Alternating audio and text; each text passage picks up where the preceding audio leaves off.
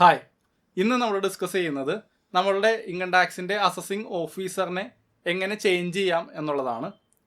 എപ്പോഴാണ് ഇതിൻ്റെ ആവശ്യകത എന്നുള്ളത്, ഇപ്പം ഞാൻ സ്ഥിരമായിട്ട് താമസം കോഴിക്കോടാണെന്ന് വിചാരിക്കുക.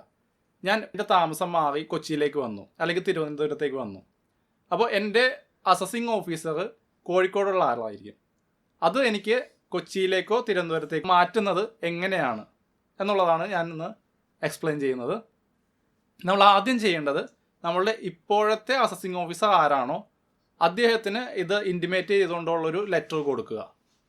അതിനുശേഷം നമ്മളുടെ പുതിയ ഓഫീസർക്ക് ഈ കാരണങ്ങൾ കാണിച്ചിട്ട് നമ്മളുടെ അഡ്രസ്സ് മാറിയതും അതിന് ബന്ധപ്പെട്ട കാര്യങ്ങളും കാണിച്ചിട്ട് ഒരു ലെറ്റർ കൊടുക്കുക.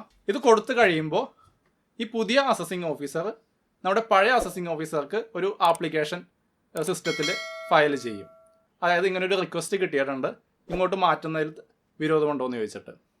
ഈ ആപ്ലിക്കേഷൻ പഴയ അസസിങ് ഓഫീസർ അക്സെപ്റ്റ് ചെയ്ത് കഴിഞ്ഞാൽ ഇത് നേരെ കമ്മീഷണറുടെ പരിധിയിലേക്ക് പോകും. കമ്മീഷണർ കൂടി അപ്രൂവ് ചെയ്ത് കഴിഞ്ഞാൽ നമ്മളുടെ അസസിങ് ഓഫീസർ പുതിയ ഓഫീസറായിട്ട് മാറും. ഇൻകം ടാക്സിൻ്റെ സൈറ്റിൽ ഒരു ഓപ്ഷൻ ഉണ്ട്, no your jurisdictional assessing officer. ആ ഒരു ഓപ്ഷൻ വഴി നമ്മളുടെ പാൻ നമ്പർ കൊടുത്ത് നമ്മളുടെ ഇപ്പോഴത്തെ ഓഫീസർ ആരാണ് എന്നുള്ളത് അറിയാനും സാധിക്കും.